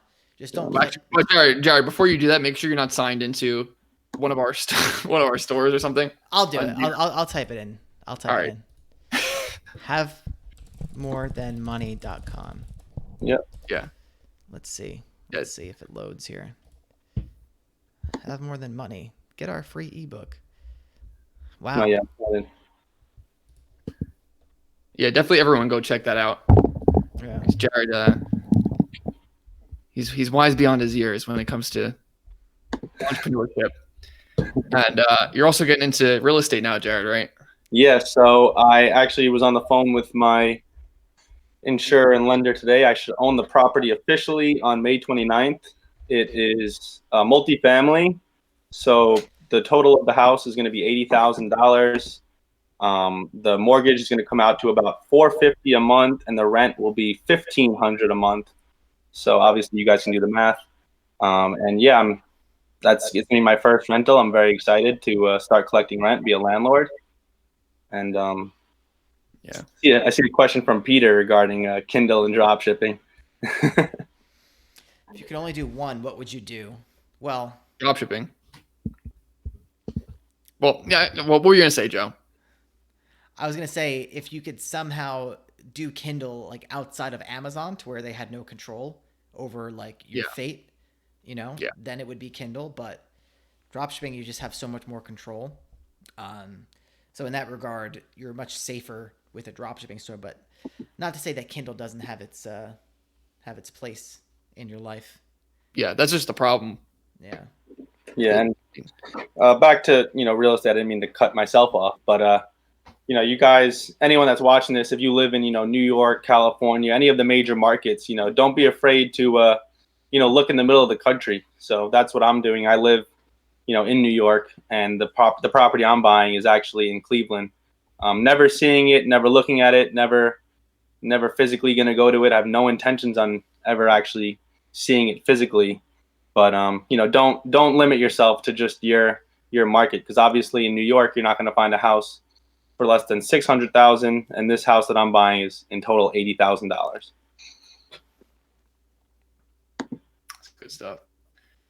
Yeah, I mean, eventually that you can turn that into a couple houses. So yeah, maybe down the line we'll have you on the show again to talk about that. Yeah, I'm excited to. Yeah. Well, I guess Peter says best coaches out there. Thanks, guys. Thank you, Peter. Yeah, thank you, Peter. All right. Well, should we Well, answer our goodbyes? Michael Lacco. He says it's really just scary to buy stuff that you don't see, Jared. Yeah. So honestly, Michael, I really like that point, because a lot of people have made that point to me. A few rebuttals to that. One, I don't know shit about any of that. So it's like, if there was something wrong with the house and I physically saw it, there's no value that I would bring. I'm not going to look at the wall and say, oh, that needs repairs, or look at the sewage and say, oh, that could use work. But the truth of the matter is, the way to do it is to assemble a team that you actually trust. So it started with, I looked in the market for realtors, spoke to a few of them. I didn't like the first one that I spoke to, but the second and third one, they were pretty good. And then at that point, I chose ultimately the one that seemed like the most trustworthy. And at that point, you will need to have an inspection done. So I had the inspection report. I have the inspection report. So, there were some issues with the house, and I actually restructured the negotiation after I got the inspection so that they would fix those issues. And actually they did. So at this point, the house is ready to be, it's already lived in, actually. It's already occupied. So there's 2 tenants already living there. So obviously I knew, it was in livable condition because people live there as we speak. And ultimately, I got an appraisal done. I got an inspection done. I have the report. So like I said, me physically seeing it doesn't really hold any value. It doesn't really hold any weight. Ultimately, I could walk through it and I wouldn't have noticed anything. But to have an actual inspection done is key. And to have a team that you trust is really what's most important. So, I understand why it's scary, but at the same time, being broke is scarier. If you're having an inspection done, like if you're getting an inspection report, yeah, why do you even need to see the property? You don't. Because you can even just tell the lawyer, or sorry, the real estate agent, like just put me on FaceTime and walk around the property if you want to see it so bad. Yeah, I mean, you got to think, in the mind, you got to have the mindset of, a real estate tycoon. A lot of people hold on to the idea of, oh, maybe I'll own 1 property or 2 properties. But, when you think about the guys that are actually making it big in real estate, they own hundreds and even thousands of units. And, you got to believe that they're not seeing all of those units. So the quicker you get into that mindset of scalability, the quicker you can make it true. If you see the house next door needs some work and you decide to buy it, you can't scale that. There's only so many houses next door, and you only have so much time to put into seeing houses. But if you get into the habit of buying houses you never see and develop a system that way, then it almost just becomes as simple as clicking a few buttons, making a few phone calls. It's like, I was actually, one of my friends mentioned this to me yesterday. He said, you went from doing supplier research to house research. And it really does go like that. You start with drop shipping, start making your full-time living there, or, whatever you make your full-time living doing. And ultimately, I think a great place to reinvest profit is into real estate. Yeah, absolutely. And you really do have to think about things in terms of like the long-term scalability of it, because that's how you can kind of have that filter on, is what you're doing a good task to be doing or not? Because if you spend 100% of like the tasks that you do, they're on things that you can put into a system and scale, then the compounding actions that you're going to be taking are going to be like, it's going to amount to such huge success versus doing a task that's a one-off. You don't get the time back. It didn't further you anymore. Yeah. And so yeah, it is important to think about things in terms of, okay, does this fit into like the model of where I want to be, and is it helping me get into a point where I can put it into a system and have it be scalable? Sorry, Joe, you go. I was gonna say, I think that's one of the biggest struggles of where we are right now is trying to identify those tasks that will have that long-term effect. Mm-hmm. It is difficult. You have to really search deep to find them. Like sometimes I really find myself like this weekend I found myself like writing like 2 blog posts for Build Assets Online, when I could have just had one of our writers do it. But like, I don't know, like I would just, because I didn't have a clear, looking back on it, it was probably a waste of time. Hopefully I can turn it into something that's worth it. But look at, when you don't have a clear vision of what you're doing, it's very easy to fall back. Even if you've made that progress before and you've done stuff that has had long-term impacts, it's easy to fall back into the short-term impact stuff if you're not careful. Yeah. I mean, I would definitely say, like, once your business starts thriving, whether it's drop shipping or a different model, one of the best things you could really do is let go. A lot of people, when they first make their drop shipping store, they're so obsessed with wanting to close every sale, close every live, whatever it is. But honestly, like, one of the best things you can do for yourself is to just let go. It's like, just let your business fly on its own. And, I think what James Franco really put it best, success is not bringing your laptop to the beach. Yeah. Swearworks has a good question. If someone becomes a success with this business model, I'm assuming he's talking about dropshipping, what kind of profit on the upper end is possible? Would like to hear what could be achieved by the guys doing it. I think, personally, I mean, you can take it as far as you want. You can turn it into a billion-dollar company, but I think realistically for people like us, I think the really biggest profits come from selling the store. So, and I think we will have a few in the next year or two, have a few million or multi-million dollar exits on the stores, or at least, individually and multi-million when you combine everything. But yeah, I think that's where the big success can come in for an individual who doesn't want to have like a whole like Wayfair sized operation. I think, Yeah. Yeah. I think that's something, you need to understand Swearworks is that it's not about like having months where you make $100,000, which is certainly achievable. And I don't know where we are like in relation to that. We have so many things going on, but it'll get to a point where, okay, how much money do you need to actually have coming in to live in a particular way? And also, even if you're making $30,000 a month with dropshipping, which is totally feasible, you can do it as one person with a team, then you can sell that store for $1 million. Yeah. And so you're retaining all those skills and you're running a business that's not that huge, and you can become a millionaire just off that. And then you still have the same skills to go and just make a new store. So that's what is really important. It's not about like how much money can I have coming in every month. It's about, can you just cash out at any point and choose to not work or just recycle those skills? Yeah, you definitely can sell a job. So yeah, can't sell a job. When you see when you see ads and whatever from internet marketers or like any sort of promotional video, and we do this as well, we're showing you like a snapshot in time, like, oh, this is what we did this month, or this is what we did the past 3 months, or something like that. I don't even think of that as like a relevant thing anymore. All I care about is when we sell this, what are we going to get? Because that's when the real like lifestyle modifications are gonna come in. Because I mean, to me, like, I think the biggest lifestyle goal that I'm shooting for is to never have to work again. That's not to say that I will never work again, but I want to have enough invested, house paid off, like just a sizable thing to where like I literally can support a family, don't have to do anything. That's the goal number one. So that realistically is only going to come from like exiting something. Yeah. Yeah, and I think to bounce off what like Joe just said, in the end of the day, I don't think any of us really want to never work again, but I think just the idea of not having to work again if we don't need to, like to have your finances figured out to the point where the only work you're really doing is work that you're truly passionate about. Yeah.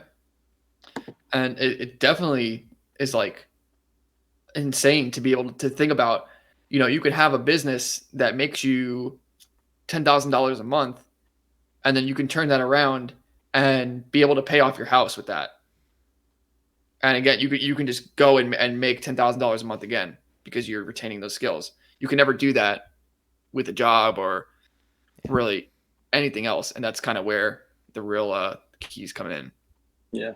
So, questions. I see Mike Lacko asked, "What is more easy to sell, a house or a business?" I would say depends on the condition of the house and the business. Yeah, it really depends. Yeah, I mean, you can have businesses that sell like within hours of you listing them, but same with the house. So, you always want to be in that position where you're creating businesses that are, you can sell them in an hour because they're that good.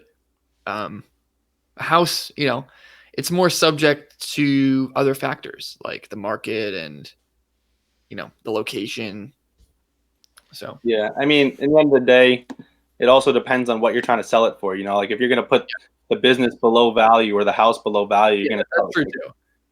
If you're selling it for, it just has to do with the market, but in both instances. And so if you're going to sell below the market, it's going to be easier to sell. Yeah. I mean, I'll give you guys just so you know, the house that I bought was on the market for less than a day. So, yeah.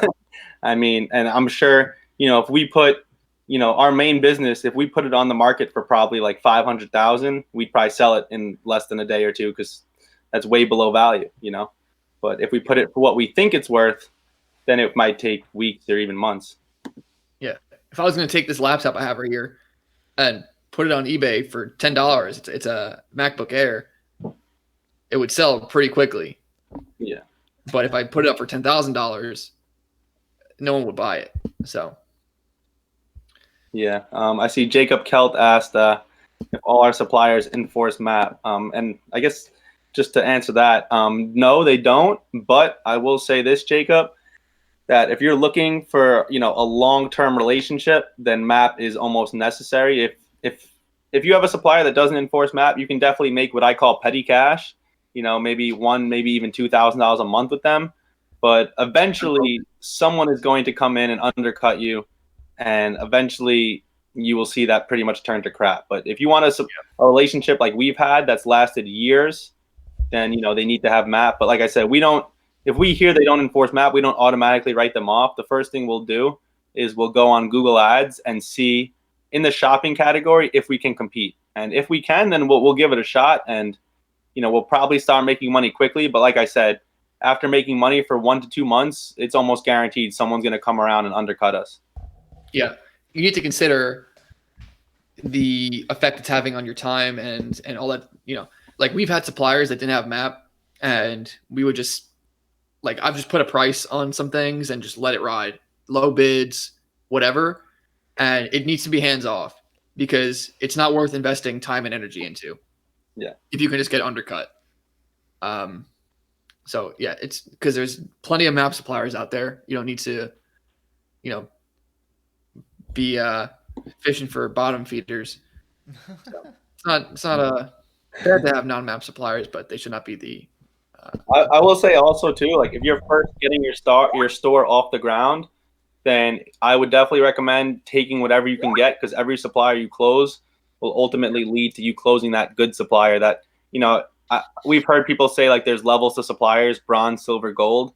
So it's like if you're just starting your store, if all you have is a demo store, then, say yes to the bronze supplier, because that's going to make you closer to closing that gold supplier. A really, really good supplier most likely isn't going to say yes to you if you have no suppliers on the store. So, when you first get started, take what you can get. Even if you're not going to make money with them, just throw them on the site because it'll make you look better when you have to close new suppliers. Yeah, like those 5 suppliers we started out with for our store, like below bronze. Yeah. No, one is all right, but they have no demand. Yeah. So we still sell them, but yeah, there's a couple that are like that were really bad, but that it's just a stepping stone, and that's how you have to view it, and then you kind of pick out the best ones as you go along, and now that's your store, and you can just expand upon that. I see Focused asked 2 questions. Are these real estate wholesale deals? The answer to that question as of right now is no.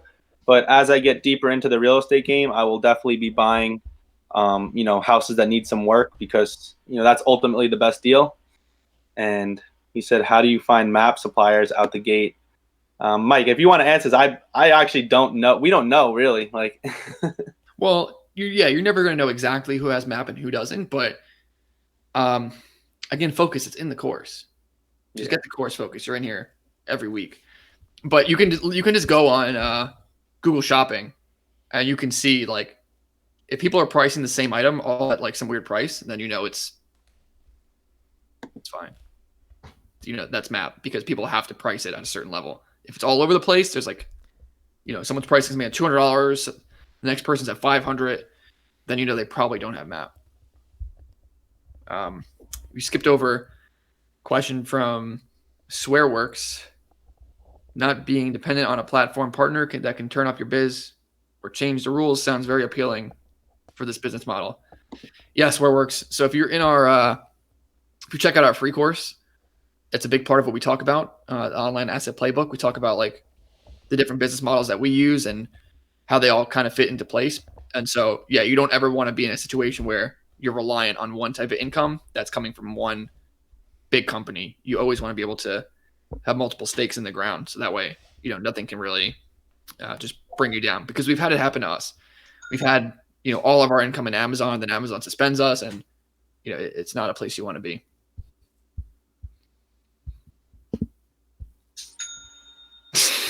Just back to back right there while we were on the stream. I've actually got 2 sales literally at the same time. I'm not even logged in. Seeing double. All right. It's been how long? 96 minutes. We got 31 people in here. That's crazy. I don't want to leave when there's so many people. What do we if they have questions, I'll answer them, but we're not going to just. We don't have much. Do a telethon. Well, guys, we need 1,000 more hours on YouTube to get monetized. Should we just? All right, so we got 30 people in here right now. So that's what? Yeah, it's like 33 more hours. So yeah, we'll just. Should we do a marathon? Yeah, let's just ride it out for 33 hours. Oh, maybe we'll just leave up like a blank screen and you guys can watch. Or I'll just stream the rest of the day. We have a blank screen. No, I think we gotta call it, guys. I'm getting tired. I'm getting hungry. Yeah. All right. Well, that's about it for this one, guys. HaveMoreThanMoney.com is where you can get Jared's ebook. I know he worked really hard on it. All of his trials and tribulations, all the mindset stuff that you need. I shout out Mike and Joe a few times in it. Yeah. Focus. Hold on. The live chat is going off. Focus says, was that a Rick Ross reference? Which one? What is he talking about? I'm getting hungry. Jared, one of the things you said. Yeah. Michael. Well, we forgot to talk about YouTube automation. Yes. Let's talk about it. All right, we're not done yet. No. Stay. Don't leave yet. Don't leave yet. YouTube automation. Listen, Jared, for all his success, he's almost like he's like a dog when like the owner like hits the dog and sadly abuses the dog. Very sad situation. But he still comes running back to the owner. And what happens is this, is like Jared is very insistent on, he discovers something and he's very insistent on trying it. And I'll be like, Jared, I don't know, like, if that's a good idea. Although I thought this was gonna, I thought you were gonna really hit it with this one. I thought the principles were sound, but let's talk about your journey with trying to make a YouTube channel like with no face, just Yeah. clips. So I will say that, I'm not going to say on the record that it's a bad business model, because I do know of channels that are getting 400 or 500,000 views, on a lot of their videos. One, for example, it would be Rebound Central, or, YAD, or Top Tens. Like, if you guys look up any of these channels, no one's showing their face, but they're getting hundreds of thousands of views. They're making good money. But what I will say is, a lot of these kids are pushing this YouTube automation thing, and they're telling you, drop $55 a video and you'll do no work and you'll start making $30,000 in a month instantly. And listen, YouTube is a great platform. Obviously, Mike and Joe are putting out their own videos all the time. They wouldn't be doing that if it wasn't a great platform. But in the end of the day, to start a channel or to start a business that's going to tell you to put a $55 a video is very unsustainable. And I would say that's the first step to having a good business model, is sustainability. And my experience with YouTube automation was, I paid one of these YouTube gurus $7,500 to, give me this unbelievable YouTube business, whatever. And, I pretty much was paying $55 a video for some people in Australia to just keep making my videos. And I mean, it got to the point where I made 50 videos and the return was about $3. So I was pretty much down about 10 grand, made back $3. Now, this isn't to say that if we kept going, that the channel would eventually make money.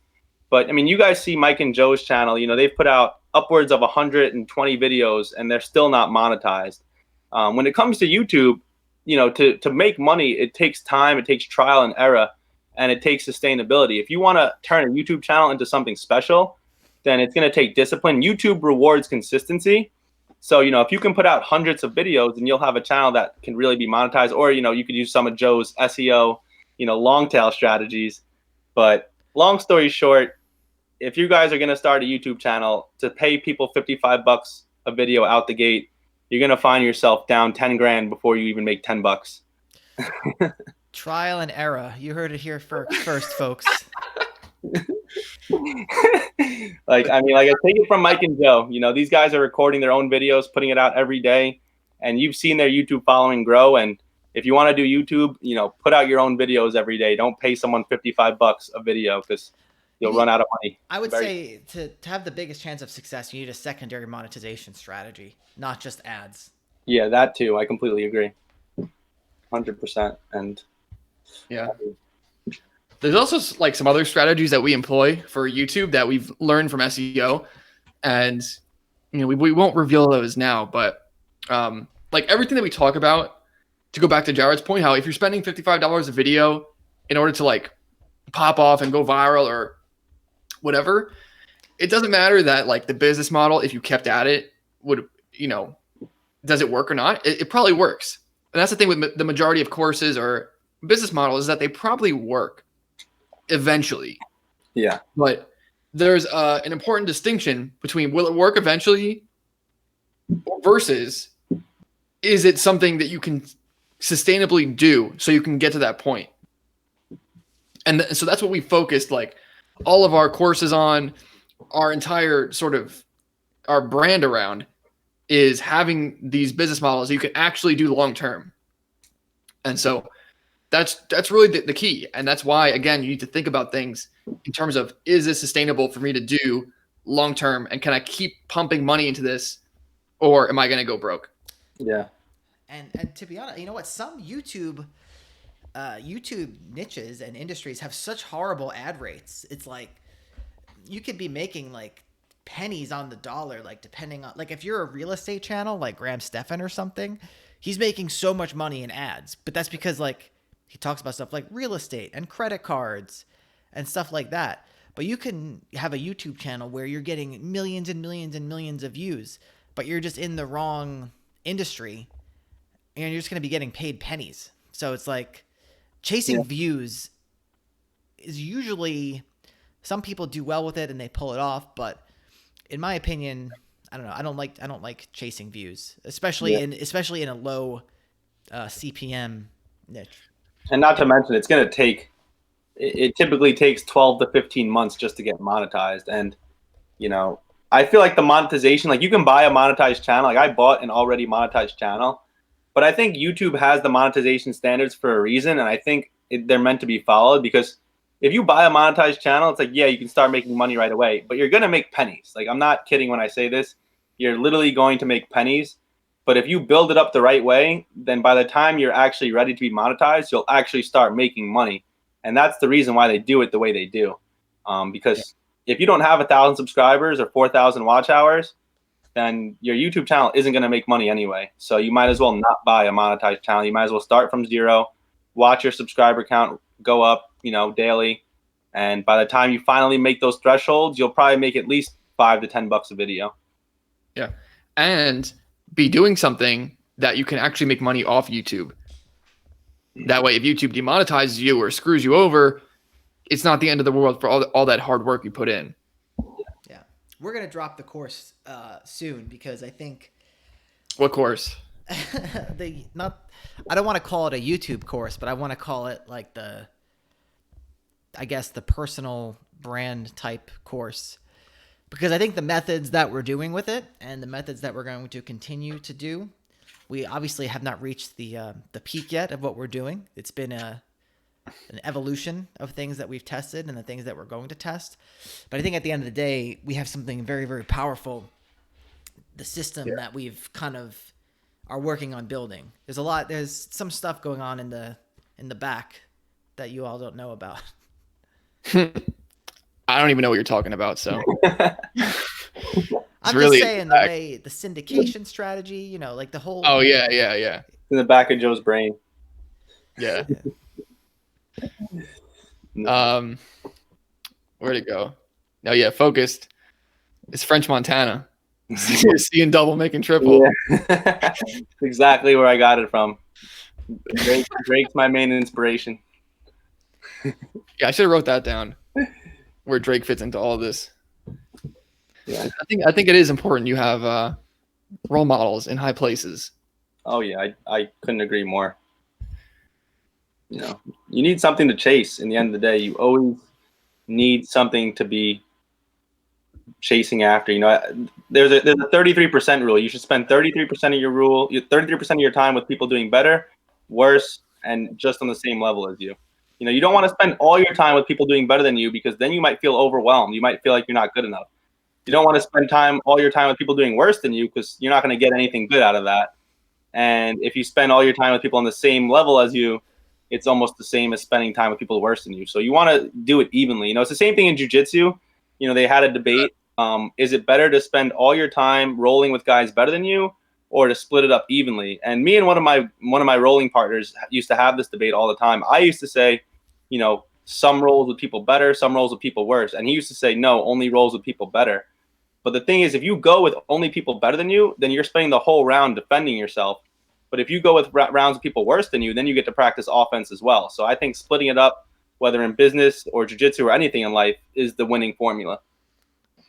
Yeah, no way you can just be with people that are better than you.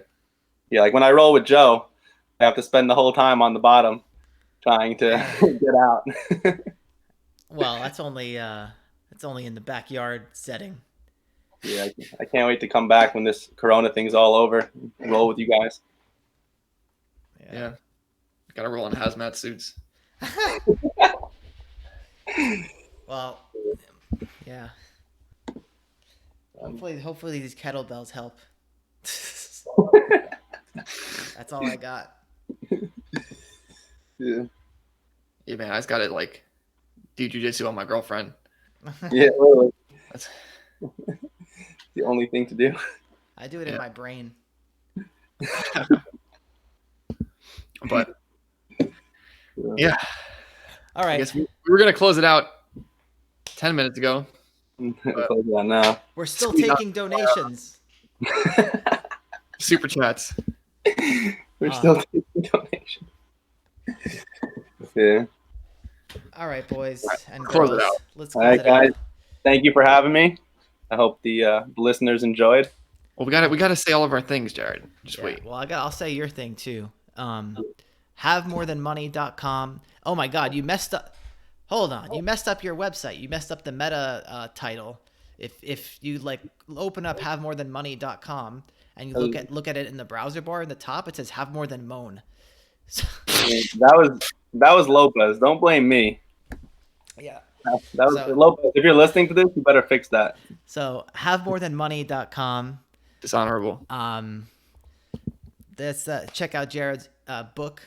buildassetsonline.com/playbook is our free course. buildassetsonline.com/asset is our dropshipping course, which if you're on the fence, just get it. Just follow the steps. I mean, if you stick with it, it should pay for itself. There's no reason why you can't make it pay for itself. buildassetsonline.com/Kindle, our Kindle publishing course, and buildassetsonline.com/membership to join our elite fleet and work with us one-on-one. $47 a month. The price is going up soon, probably at the end of this month. We are no longer going to keep that at $47 a month. It's going up to the sky. Yeah, it's ridiculous. You know, you literally get to chat with us one-on-one about your business. So it's I don't know what to say anymore. All right. But yeah, that's it. Thank you, everyone. See you guys later.